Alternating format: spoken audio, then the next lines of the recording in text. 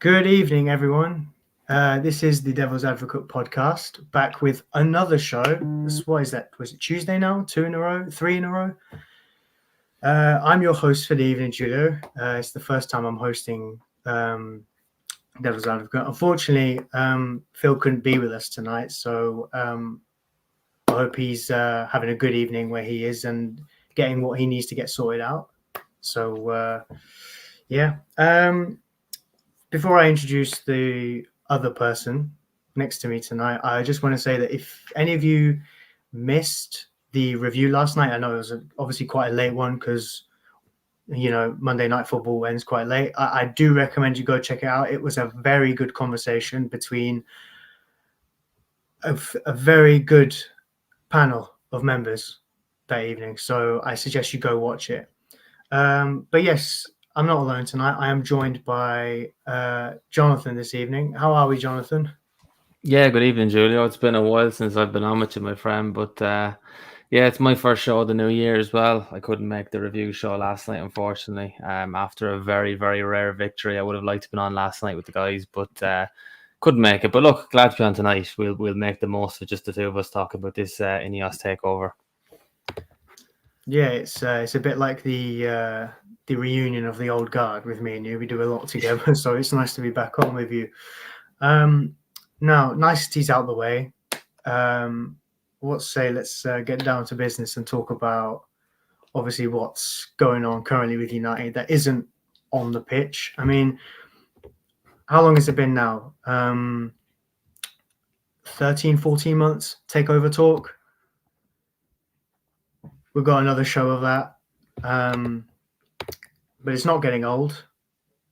We quite enjoy the takeover chat, especially in our group chat, like the debates we've had recently from the different news coming out. So, Jonathan, Ineos, it seems, have won, right? There is no more talk of there being another bidder in there or anything. We're seeing a lot of, we're seeing Jim Ratcliffe, Dave Brailsford going to matches. Seems they're trying to get their feet under the table now. What do we think about Ineos coming in? Like, how do we foresee the changes at board level? Yeah, it's a strange kind of one because they've only come in with a 25% takeover, but it has all the appearances of a full takeover because of the level of change that's been rolled out currently at board level and at football level. I mean, the sort of changes we're seeing speculated about are what we kind of would have expected if Qatar had been successful. So it's quite strange. I mean, we were all a bit disappointed when we saw it was only going to be a minority takeover, but for all the world, it feels like a full majority takeover, and that seems strange. And I think that's the biggest question mark at the minute that's hanging over the club for a lot of Man United fans, is that how is this going to work long term? I mean, it looks great on paper now. Everyone is happy. Everyone is friends, the Glazers and Sir Jim Radcliffe. But if 6 months down the line, this little arrangement isn't working, what way does that leave the club? Is it going to be in a worse position than it even was with just the Glazers as owners? So a lot of question marks still hanging over the club. A lot of early promise in what Ineos are promising to bring in terms of football directors, in terms of CEOs and sporting directors. But the proof will be in the pudding, and it's definitely going to be a long-term view on things, because there's not going to be any short-term gain on this. I mean, I think we all thought that maybe with this investment we might see some sort of business in January, but that looks like it's not going to happen now. It could be a loan signing at most. But yeah, look, I mean, it is a bit of positivity after an extremely negative few months, but like what I said, the proof will be in the pudding, and how this all plays out in the end. Yeah, I agree. I mean, you think it's all uphill from here. Like, you can only go up from here, but this is Manchester United we're talking about, and with the Glazers still around, you question how much influence this 25% will have, because even though we're being led to believe that there is a level of sporting control, and there's a whole thing about in 18 months apparently there is the opportunity for a full takeover, which seems quite quick, but if I know the Glazers, if I'm a gambling man, and I am, and it's a serious problem, I would say that the Glazers will see the opportunity to, if in 18 months' time things are looking up, the Glazers will see no reason to leave. I can already see it. I mean, call me a pessimist for it, but I can already see each transfer window there's going to be leaks and news articles coming out about Jim Ratcliffe came and said he wanted this. Joel Glazer said no, for example, whether it be a player or a board member or an investment of some kind. It seems very likely, doesn't it? I mean, we've seen it before where at board level, in some capacity, I remember the summer when Mourinho went around the whole of Europe asking for a centre half, and Ed Woodward said to him, no Alderweireld, no Maguire. We went to Godin, and they wanted too much money. We won't pay £50 million for Boateng. But if Champions League, 3P World Cup winner Varane becomes available, we've got 100 million ready to spend on him.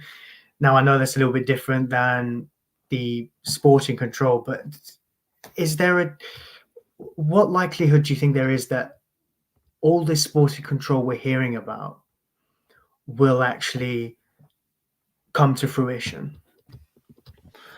I suppose it all depends on how tightly knit this is all written down on paper and in legality terms. I mean, is this just a gentleman's agreement that Sir Jim is going to take charge of the footballing side of things, or is it an actual ironclad legal agreement that the Glazers can't touch the football side of things? That's what we just don't know at the moment. There's like, even though this ownership situation has been clarified overall, the finer details are still really to be ironed out. And like you were saying there, if everything goes well with Sir Jim and these sporting directors that he's promising to bring in, and potentially even a new manager, and if things are going really well in 18 months and we're challenging for Premier League again and we're in the latter stage of a Champions League campaign again, are the Glazers going to look and go, well, we like this, the money is rolling again here now, why would we sell the rest of our shares in this club? We want to stay here. In fact, we want to buy our shares back off Sir Jim. So there is still a lot of uncertainty there, and you're looking at, and you can see now why so many people, despite the obvious human rights issues, wanted Qatar to take over, because we would have had none of this uncertainty. It would have just been a fresh slate, new owners come in, a new direction is put on the table, and everyone is singing off the same hymn sheet.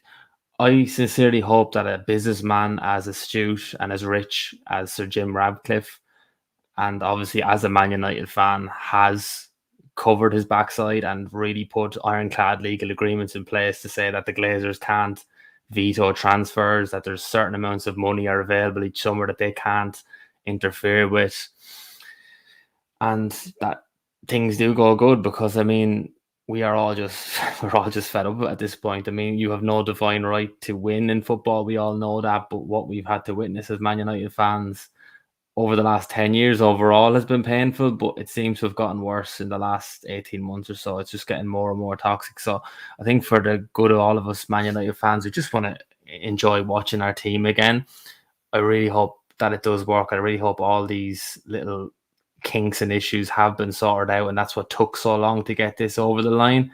And hopefully then starting from this summer, we see a proper sporting department doing what they should be doing all the time.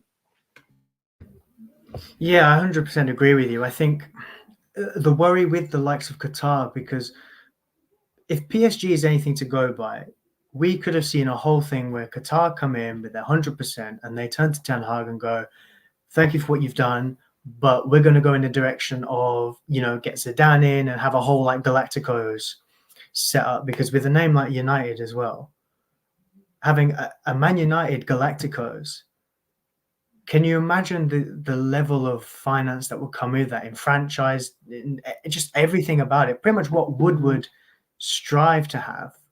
Now, Woodward didn't exactly have what it takes in the personnel and the know-how to do a Galacticos approach, like Perez did at Real Madrid, for example. Is it a little bit comforting to see someone come in and go, we're not here just to buy big names like you've seen? Do you know, is it more comforting to see someone come in and go, we want to put an actual structure in place and then the rest will follow, even if it means, taking this place into footballing excellence like it once was, for young players, for senior players, for everyone? Like, is it good that there's more of a sort of there's a very good feel about it, I think, in terms of, obviously, like, it could just be empty words, so Jim Ratcliffe going in and saying to the people in Carrington that we want to make this place good again. We want to make this place, take this back to what it actually was, not none of this top four and maybe nick a cup if we can. Is it just a bit more comforting that you see, like, there is an actual vision that isn't necessarily throwing money to hopefully fix everything? Yeah, no, absolutely. I mean, I think we've all looked at, as Man United fans, over the last number of years at the kind of low level signings that we could have signed and have kind of slipped through our fingers, and you're kind of looking back and wondering why. I mean, the likes of the Moises Caicedo springs to mind immediately. And they're the sort of signings that Manchester United were making for years under Sir Alex Ferguson. I mean, you just look at Javier Hernandez. I mean, he wasn't a world class player. He was never going to go for the fees that Caicedo went for, but it was a signing out of nowhere. It was an unknown 21-year-old from Mexico. They signed for, I think the final fee was between 12 and 10 and 12 million, something like that.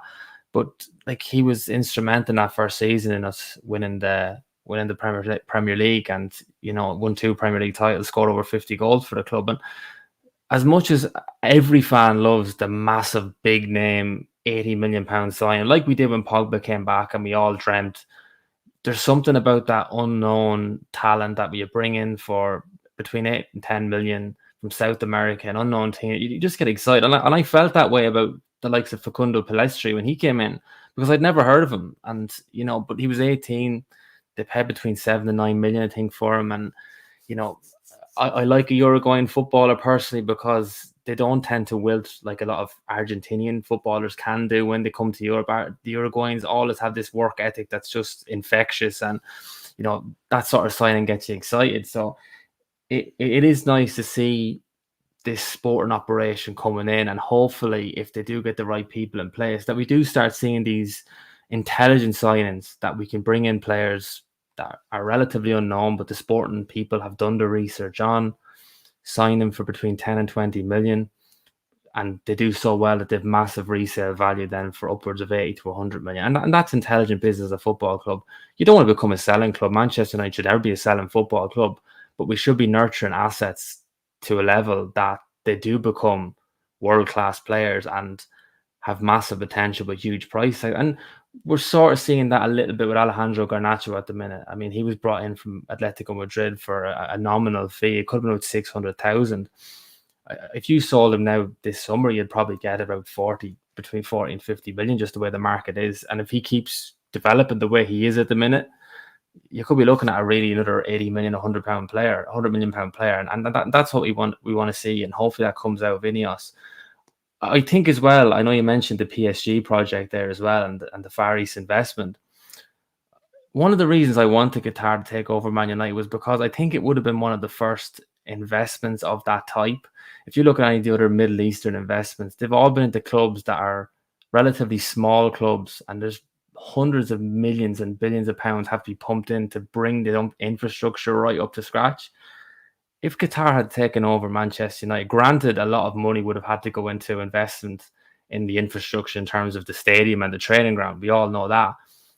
But they wouldn't have had to spend hundreds of millions to bring the Manchester United name out there and make it attractive to players.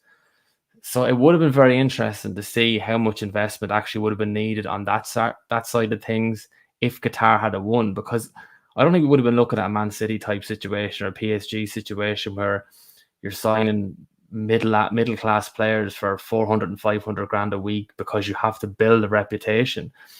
I think you genuinely could have seen top level players coming into Manchester United for the wages that we're seeing players been paid at the club now, the likes of Casemiro and stuff like that. We could have seen the likes of Mbappe genuinely coming to Manchester United and not having to be sold on massive contracts and hundreds of millions of pounds over years. So that would have been an interesting one. Look, it's not going to happen, but I hope that this sporting operation does come to fruition. And I think at Man United we do like to see young players get a chance, and hopefully we start seeing more of that now over the next 18 months to 2 years. But I think we will.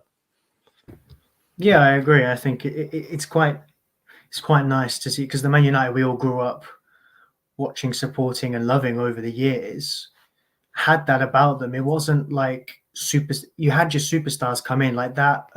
That post treble team before the 2006-2009 era, the team with the likes of Ruud van Nistelrooy, Juan Sebastian Veron, that was a team full of almost reminiscent of the Galacticos in some way. And I mean that with the sense of you were signing superstars, but there was already a culture there. There was already a structure. You had the class of 92 already there, one of which being David Beckham, who's like, I think, England's last franchise player before, Jude Bellingham currently.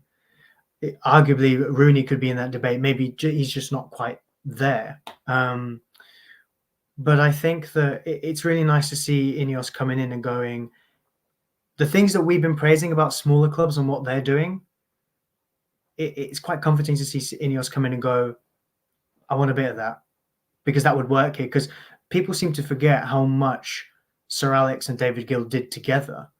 There were two men, but it was almost like they did the roles of 4, 5, 6 different people. It was like they were their own Avengers, if you like.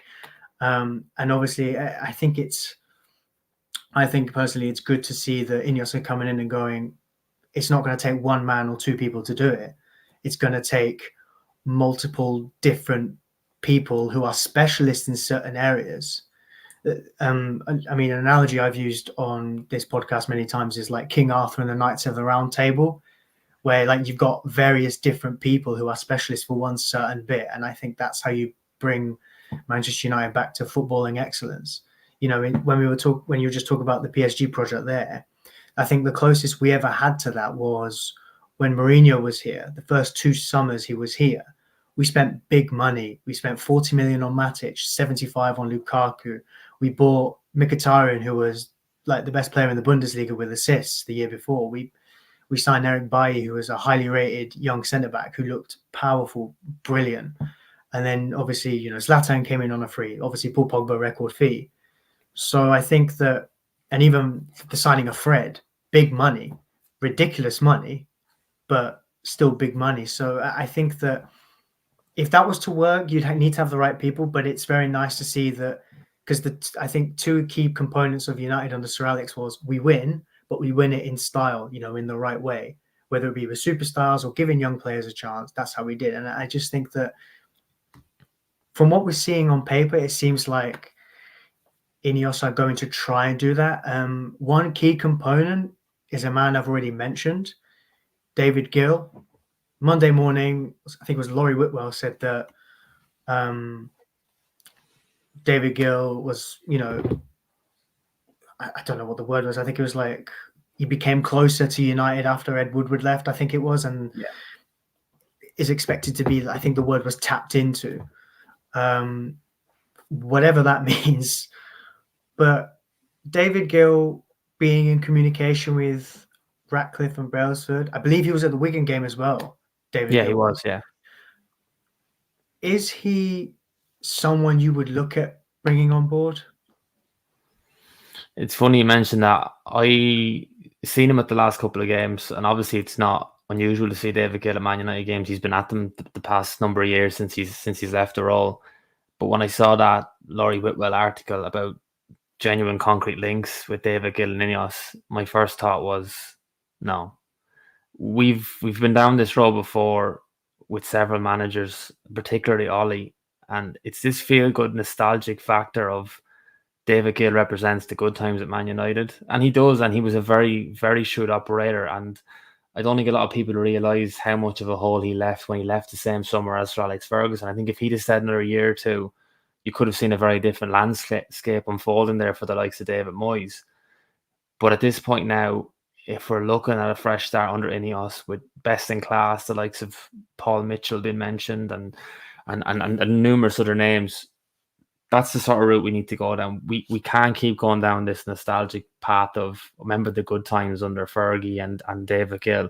I even seen some mention that Jim Radcliffe obviously respects Ferguson. I mean, who doesn't, and who wouldn't respect Sir Alex Ferguson's opinion?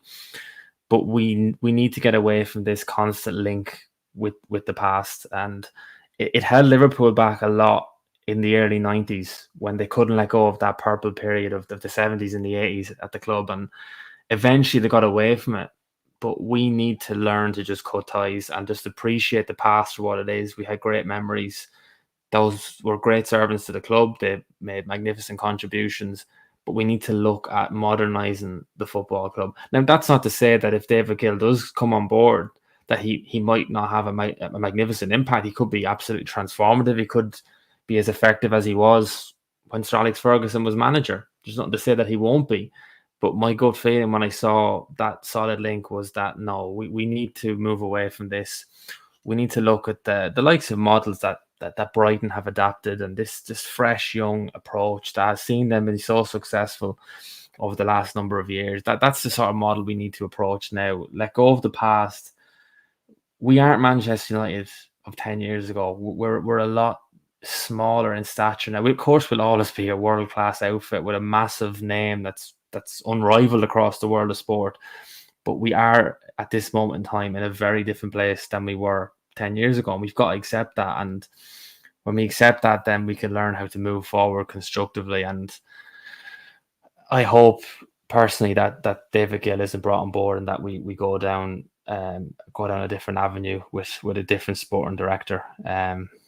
But it does look like he is going to come on board in some capacity. I think that's a very fair argument to make. I mean, I wouldn't totally be against like some kind of consultancy role in some aspects. But you are right when you say the Liverpool example is the most accurate example, because obviously we saw what happened with Liverpool. They went so long without a league title, and then eventually they got back to it. But it took them quite a while, obviously, to find the right formula. And even when Klopp first came into Liverpool, for example, the recruitment policy, they had a whole transfer committee and everything the year before. It was almost like they were trying to fix their mistakes every year. You know, Suarez leaves for big money and they bring in a whole host of players. But when you replace Suarez with Fabio Borini returning from loan, Ricky Lambert and Mario Balotelli, I think a lot of questions need to be asked about what's going on in that boardroom. And then a year on from that, you have a transfer committee, you sign various different players. And then I think they're in situ for at least another year before eventually you start to see the better recruitment. And I think that I like the idea of having someone who's been there and done it before to give them a good idea of what to do and where to go. But I do agree that obviously you can't, because at this point, if Ten Hag's future's up, you might as well either call Fergie and see if he's going to come out of retirement anytime soon, or bring Ollie back and Mike Phelan and Randy Mulestein and everyone who could be coaching in some capacity. Because whilst we do want to see Man United of old, you can't call up these old faces to come and bring the band back together. I think it has to be, if you're going to build a new board for a new Manchester United, that even though it's based maybe off the tradition and the culture of the past, it has to be modernized in some way. Look at car models. Take the VW Beetle, for example. The Beetle now does not look the same as it did when it first came out. No. Same concept, same similar design, but it's modernized. I know the Beetle is probably a poor example to use for Man United, but you see what I'm trying to say, that I think how it almost has to be how can we restore Man United, the culture they had before, the traditions and everything, the philosophy, but modernize it. And I think that comes down to everything from the board to maybe to an extent the profile in terms of the due diligence of players. It seems that we're signing players that we're the only ones being linked to that have lots of issues with them, like Jadon Sancho, Anthony, to name a few, for different reasons. And you just hope that potentially whoever comes in for certain roles, I mean, obviously the names like Dan Ashworth, Paul Mitchell have been named. Are those the two that you think would be best in class and prime to come in as a sporting director and a head of recruitment?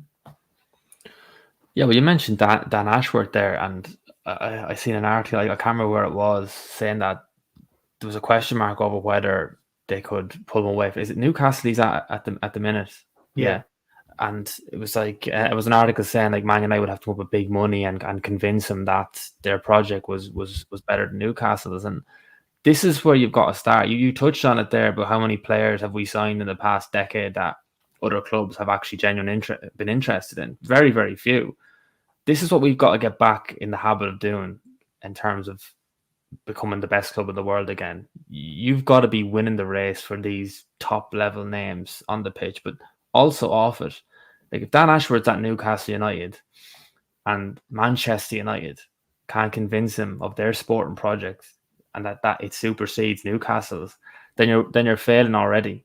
You shouldn't, like, I mean, it should be there, clear and obvious, this path with Ineos want to take, that Dan Ashworth doesn't even have to think about it. He should be looking at two options, Newcastle United or Manchester United. Obviously, we're biased in this situation, but you got to look at it. You've got a club who hasn't won a trophy in 60 odd years. But you've got the most successful English football team of all time, who now has a fresh slate to start off with, and you could be leading that sporting project. This is what we've got to get back at doing again. And I know Paul Mitchell as well has been mentioned in terms of head of recruitment. I think he'd be a fantastic appointment.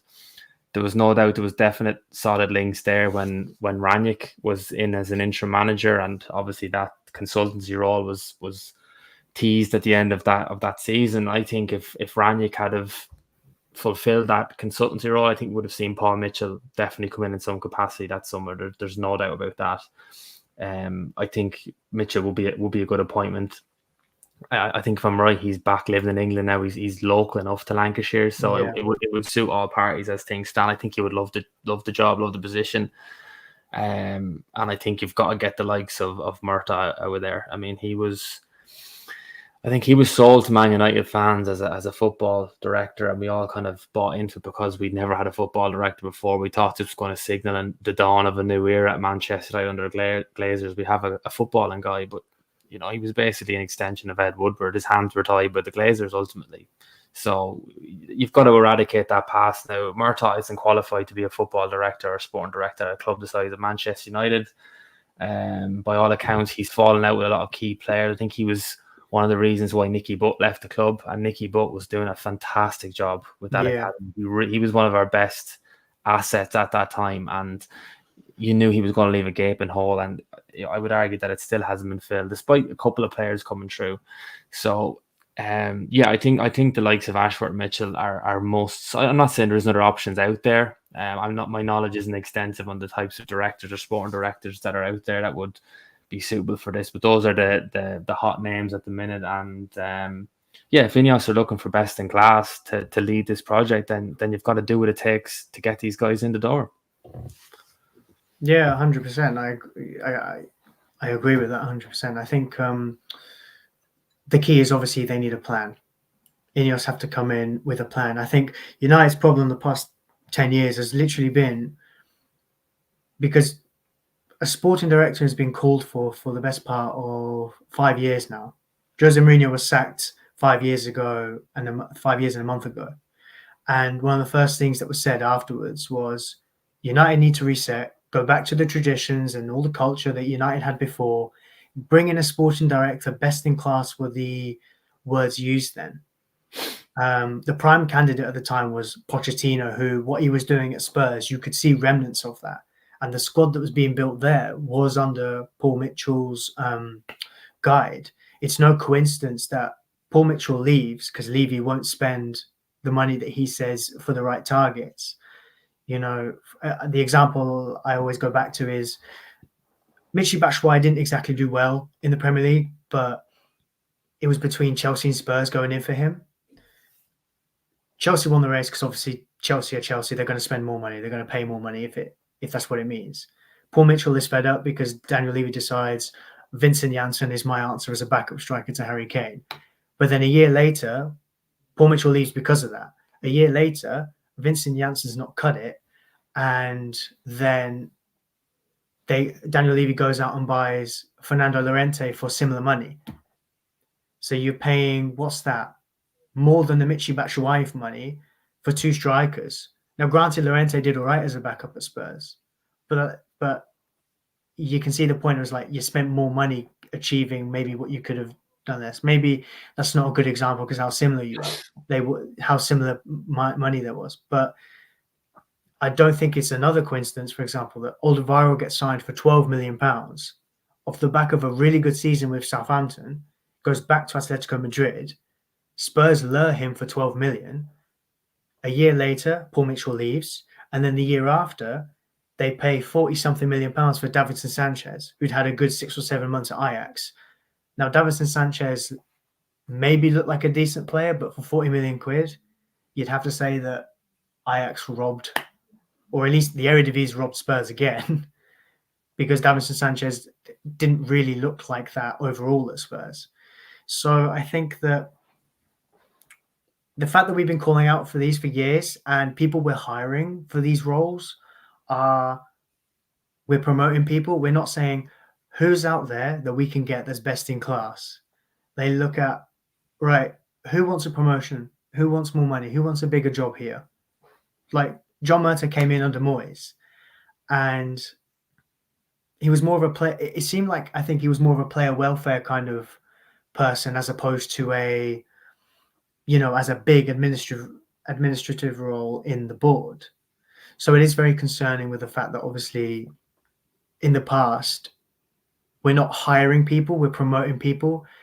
I'm all for opportunity, but do they get it on merit?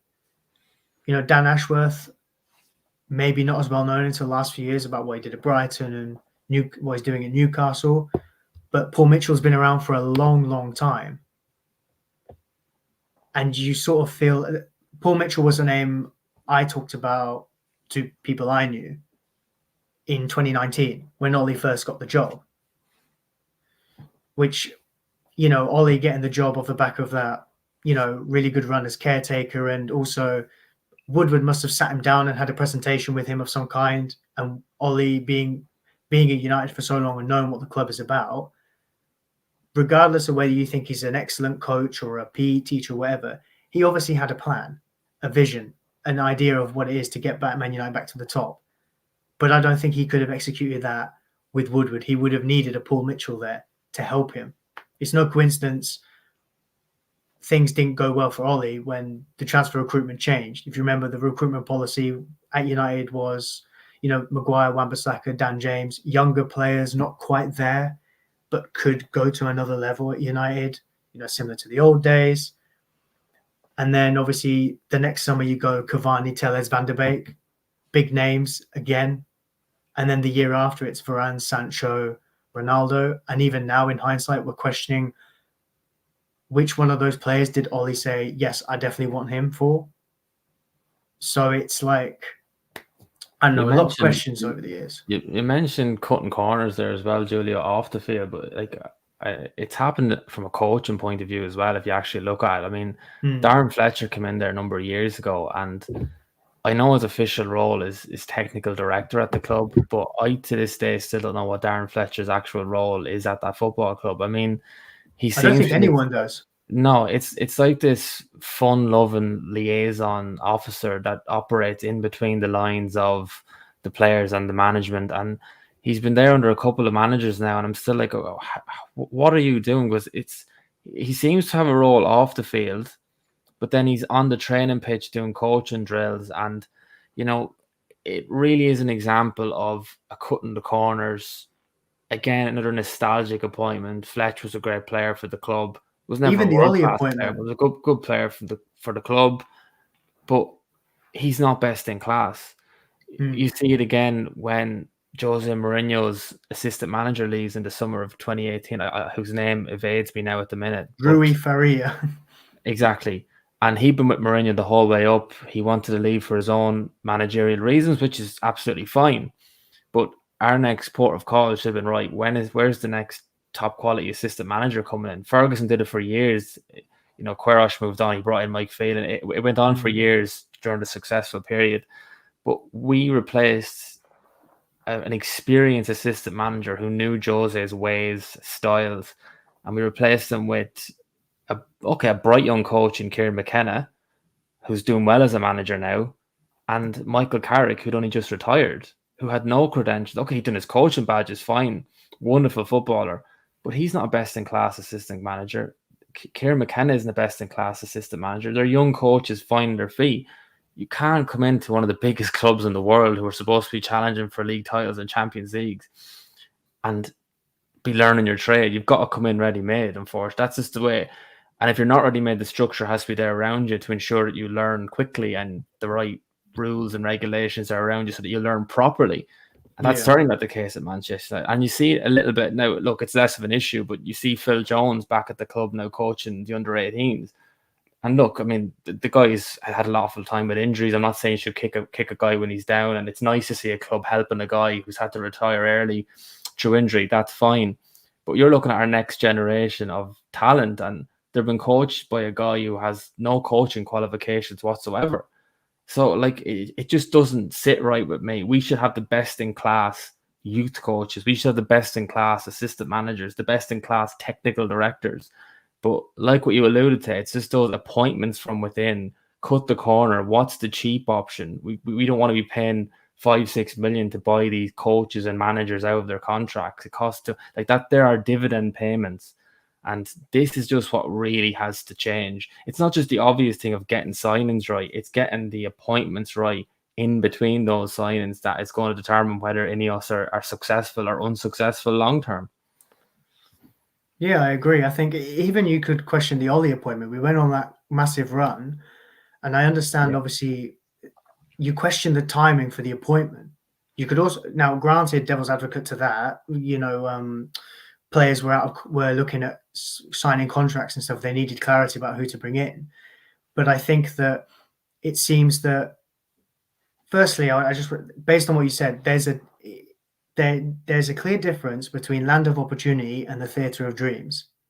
And whatever way you look at it, United shouldn't be the land of opportunity where let's give this young coach a chance. It needs to be on merit in some aspect.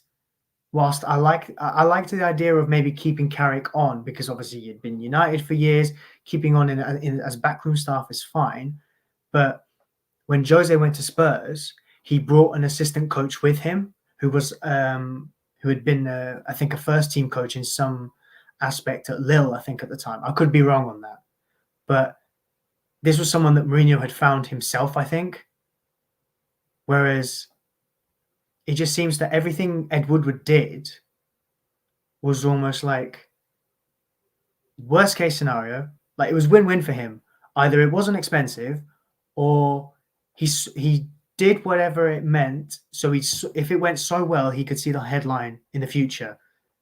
The Mourinho appointment, Jose Mourinho, biggest manager, like best manager in the last 20 years, brings United back to glory. Former United hero wins the Premier League and Champions League with United in Ole Gunnar Solskjaer. Young coaching team brings United back with the culture. Just anything that might have like a headline if it goes so well, that kind of thing, that kind of story. I think Ed Woodward would have jumped at that. Like, World Cup winner, Champions League winner, joins Man United, whether it be, like the story I used earlier about Woodward going after centre-backs, or even when he did join. Ronaldo comes home. You know what I mean? That you don't get a story bigger than that. Now, granted, when he signed, just signing him and that first game back, I do that all over again. Because the vibes were unmatched, especially after we just dunked Leeds 5-1. But there's no plan. If that Ronaldo signing doesn't happen, we don't sign anyone else that window. We don't sign the holding midfielder we desperately needed. And even with transfers, the Casemiro signing, it's the same mistake years later. We did it with Matic, 29-year-old for 40 million. Go forward, what? 3, 4, 5 years? Inflation has gone up in transfer fees. We literally did the same thing with Casemiro. £40 million then was 70 million now. Casemiro, as great as he's been and as good as he is he a 5-year signing? Probably not. So it seems to me that there's just no real plan. it's like one moment they think, right, well, let's think of the future. Or wait, and then the other hand, they go, wait, let's think for now. And they just do it all in the wrong places.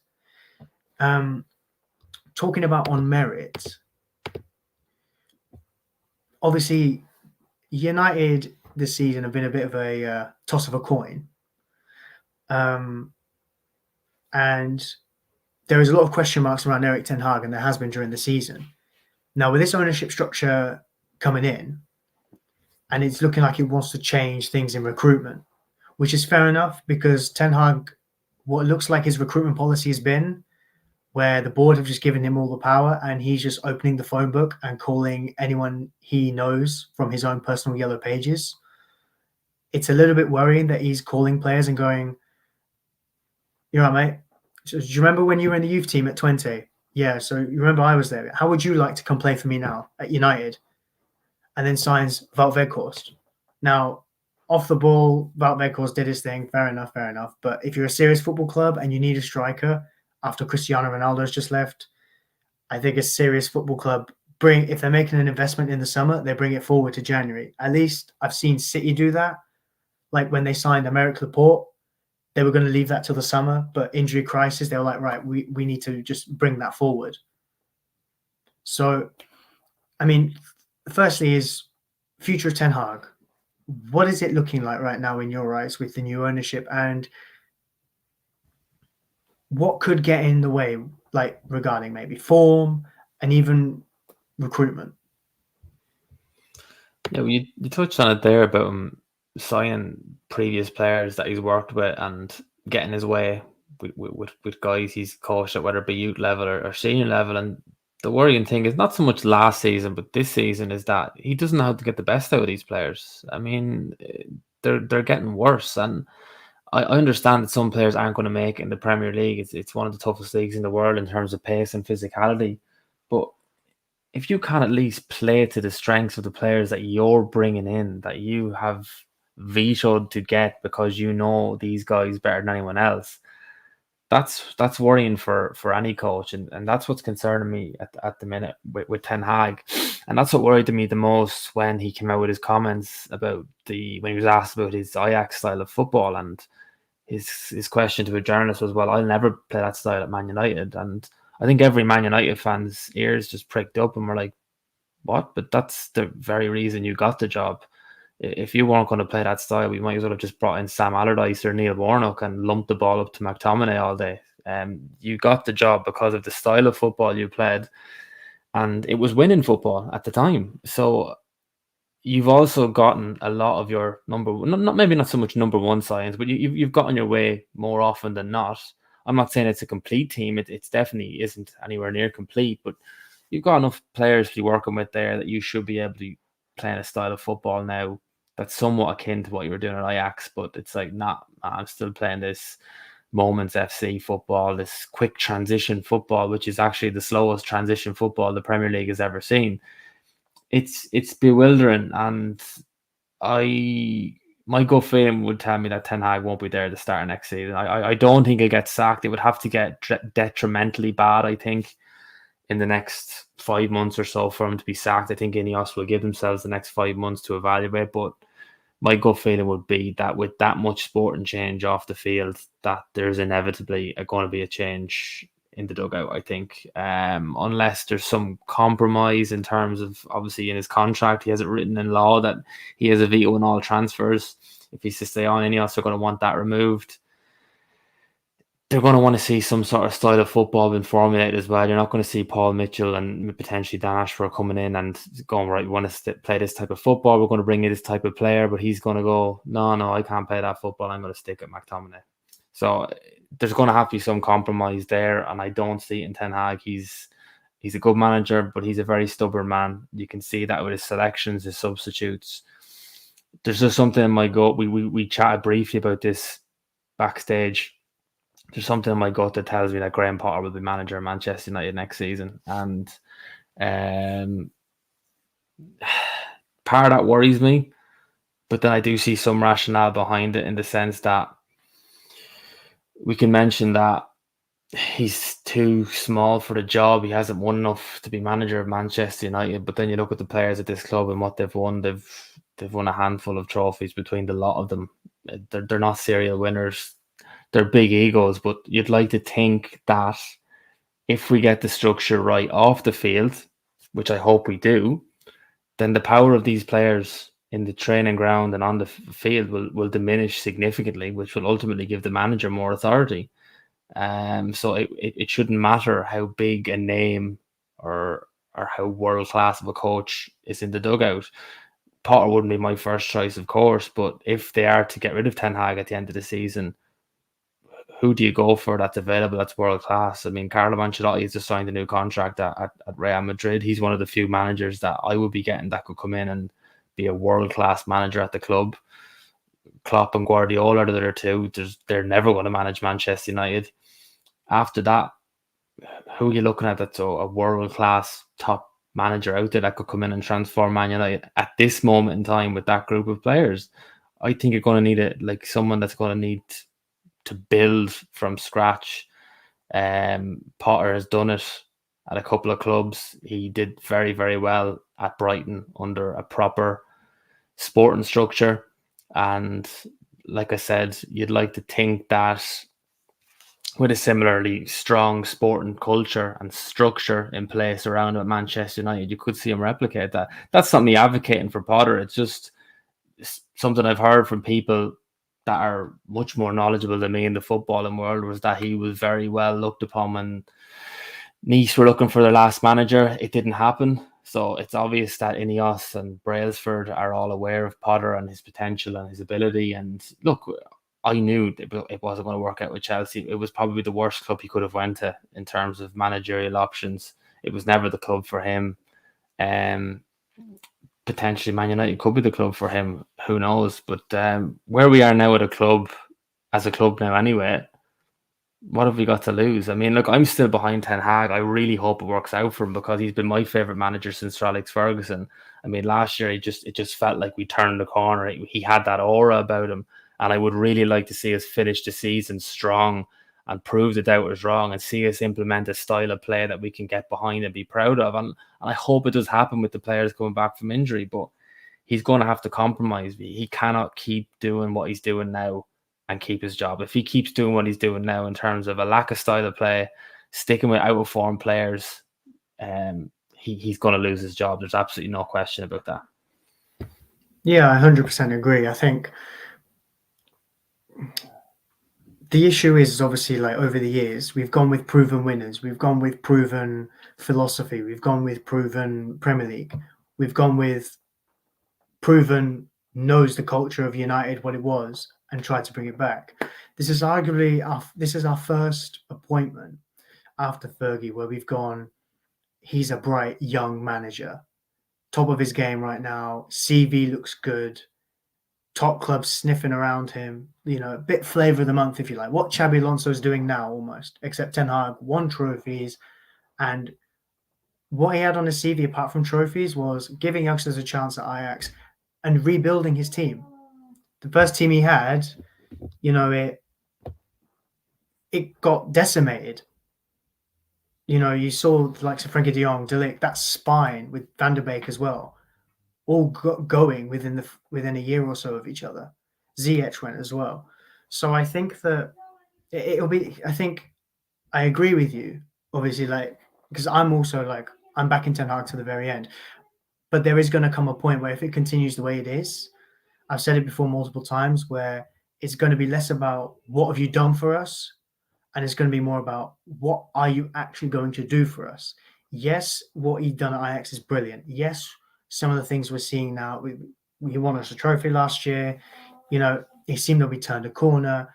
Yes, it's all well and good, but it's gonna, if it keeps getting worse like this. Listen, hopefully with injuries, the injured players coming back, that proper spine in the team can come back with likes of Lissandro Martinez, Casemiro, Shaw playing regularly, and maybe we'll see an improvement. But I just think that there's a lot of question marks about the recruitment policy, and listen, if it keeps going this badly for Ten Hag, I think eventually the curtain will close for him at United. Part of me wants him to go just for his own sake, because it's almost like he's to save himself, because it's almost like he's trying to do too much on his own. upstairs and on the pitch. And I just think that it's good that we're hopefully getting a boardroom to do some of the stuff for him that he doesn't need to. I think in terms of the recruitment and the veto on transfers, I think it's, if you're going to get a compromise, the best scenario is there's obviously a balance. They recruit the players. He says, I want players with this profile. This is what I want. This is the style of play I want to do long term. Not this is what I wanted to do, but I'm tweaking it to fit what I've got. No, none of that. What are your principles? What was your blueprint at Ajax? Or what was the blueprint you wanted to do the first day you walked through the door here? And the board go, give us that cheat sheet. We'll do the rest. You focus on coaching.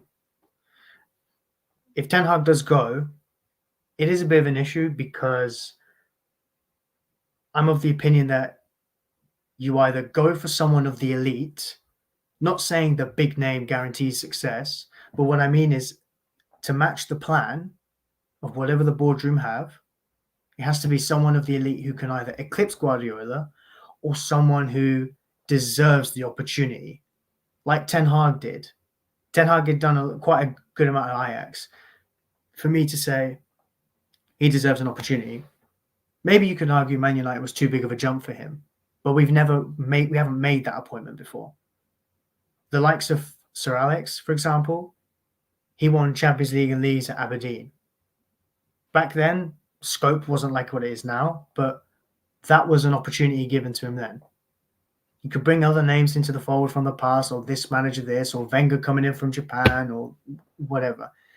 If you're going to give an opportunity, I don't think personally, even though Ineos want Graham Potter, and I see what you're saying with that, my personal opinion is I don't think he's the one they should go in for, because I think that his jump from Brighton to Chelsea was bad enough, but his jump now is even bigger because, firstly, Chelsea isn't United.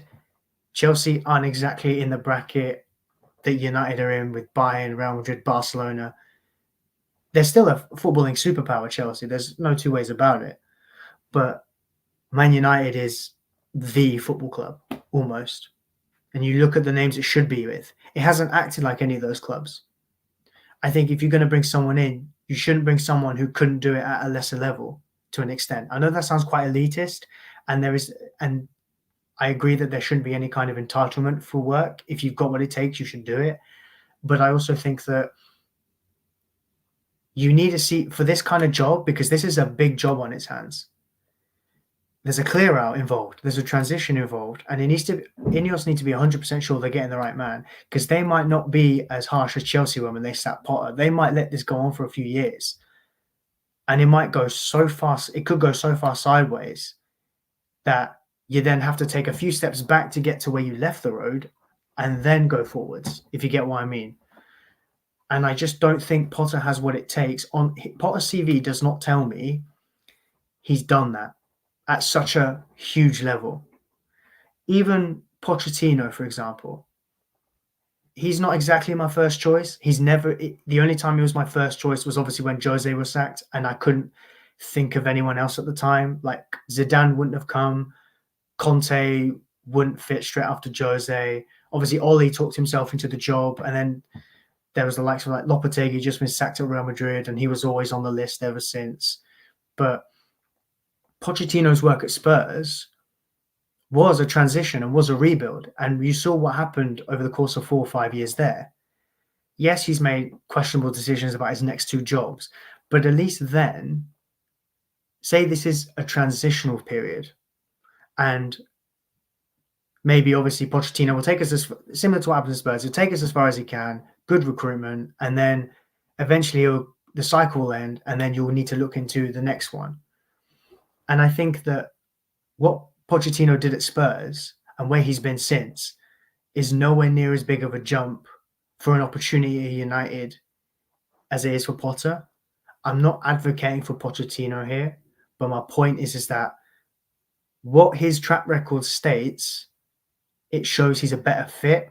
It has to be someone who's a better fit, who's not just a better fit, who's a really good fit, and who deserves it on merit in some aspects.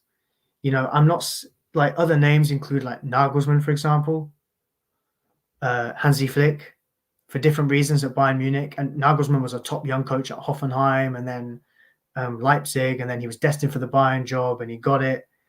Obviously, things didn't go well for him at Bayern, but I think if you want to know why, I think you should ask our good friend Reese, and he will tell you, he'll give you a full diagnosis of everything that went wrong there, and you might be surprised to see that maybe the manager wasn't exactly wrong there. It wasn't so long ago we were saying Thomas Tuchel was an elite coach, like Klopp, like Guardiola, but if he matches the plan, go for him. I've not been convinced of him at Bayern, for instance, but I think from the way Ineos are looking, if you're going to go for someone to focus on the footballing side, like playing nice football, and then going on to win things, like United always have been known for, I just don't think he's the Potter's the one to go for. But obviously, like you said, the difficulty we've got is who's out there. I think that's the thing. I mean, to be fair, we're discussing all these hypotheticals. I think a bigger question would be, can Ratcliffe and co get us back competing again? Based on everything we've discussed, can they actually do it? They definitely can. Whether they will or not it's the $1 million question. Like you said, it's a hypothetical question. If they go out and get the people that they've not promised, but the names that are out there, if they get the proper people, put them in the right positions, start getting it right off the field, and that goes as well as it can go, then Ineos can definitely get us back challenging. There's absolutely no doubt about that. The other question brings you back to the start, the point I made at the start, with the Glazers still there. I mean, they're not there sitting on 1 or 2%. They're still majority shareholders of the club, and they could still upset the apple cart 18 months, 2 years down the line. Things could be going well, and those guys could throw a spanner in the works again, because ultimately they don't give a shit if Man United winning Premier Leagues or Champions Leagues. It's all about the balance sheet for them, and if the money is adding up again, and there's more money coming into the club than in their entire time in charge of the football club, which will be the case if we start winning Premier Leagues and Champions League, because we just haven't done that consistently under their tenure since Sir Alex Ferguson left, then they could get itchy feet and be like, well, look, there could be little loopholes in the clauses they've agreed with Ratcliffe, that if certain criteria is met on the field, that they have an option to buy shares back. We just don't know. But to answer your question, can Ineos get its back challenging? 100% they can. They definitely can. Will they? Only time will tell. But we're just going to have to give it time. We'll have to be patient, because this isn't going to be something that is fixed immediately. It's not going to be fixed next summer. But at least if we see enough there to get behind, and we see a structure, that's all fans want to see, is just some sort of positive structure and implementations that suggest to us that, yeah, we can get behind that. In fairness to Man United fans, we are patient, and if we see something that we can get behind, we're willing to wait, sit on our hands and sit back and just take the hits. But at the moment, there's just nothing really positive that we can get behind long term. We just need to start seeing something positive. I think there just needs to be transparency from Ineos, be honest with fans, communicate with the fan forums, the Manchester United supporters. They just need to be honest, transparent, and just give us something that we can get behind. And if that's the case, then there's no reason why we can't be successful long term under Ineos. Yeah, I 100% agree. I think for a lot of us, it's more hope than belief. Yeah. I think when you look at the ownership structure at Arsenal or Liverpool, it gives some hope that with a structure in place, something might do it without City and Chelsea levels of money. We've spent big money in the past, granted. People will say, oh, you spent £1 billion in the last 10 years. Yes, we have. But how much of that is actually on the pitch? We've spent big money. And I just think we don't want big money spent on, we want money spent on players, but we want money spent properly. We've been very fiscally irresponsible in terms of our transfer spend in the last 10 years. Arsenal and Liverpool, the way they've built their teams, granted, Arsenal just spent £100 million on Declan Rice. But you look at a lot of the other players in there. Saliba for £30 million when he was a younger player coming through, We didn't see him for 3 years, but when he came in, he was almost ready. He was almost ready-made to slot into that team. Gabriel, 30-something million pounds. You know, Jesus, Zinchenko, 30 and 40-something, 50 million respectively. Odegaard, 30 million. Martinelli, young player, I think 9-10 million pounds, and was allowed to grow. Saka, youth academy player. A lot of these players aren't 70, 80, 90 million pound players like we've been buying, and not just 80, 90 million pound players. They're not worth that. The likes of Anthony and, Casemiro being 70 million pounds at 30. That's the sort. If you said to me, like, now, 30-year-old holding midfielder, 70 million pounds, who's buying him? You'd probably think it was one of the clubs from Saudi Arabia, not United. If you think about it, that's the sort of thing they do. We're spending money like we've got it, but we haven't. Saudi Arabia spend money because they've got way too much, a lot more than what they know what to do with. So I think when you look at the recruitment and the structure of those clubs, even under American ownership, because we've still got the Glazers around, you can hope that maybe that would happen. But I agree with your sentiment. Obviously, can they? Maybe. Should they? Yes. Yeah. Based on the plan, or based on what we're seeing, hopefully. Yeah, but I think that's probably the best point to wrap it up, don't you? Yeah. All right. Well, thank you for joining me this evening, Jonathan. I really appreciate your time. Shout yourself. Always a pleasure, Julio. Where can we find you, Jonathan? Shout yourself out. Where can we find you? My bizarre Twitter handle is @SnookerAmerica. No worries. Yeah. So yeah, you can find mine is in there. So mine isn't just there. So you can just find me on Twitter and show loads of abuse at Julio on Twitter. He loves it. Please don't. I get enough of it in the chat as it is.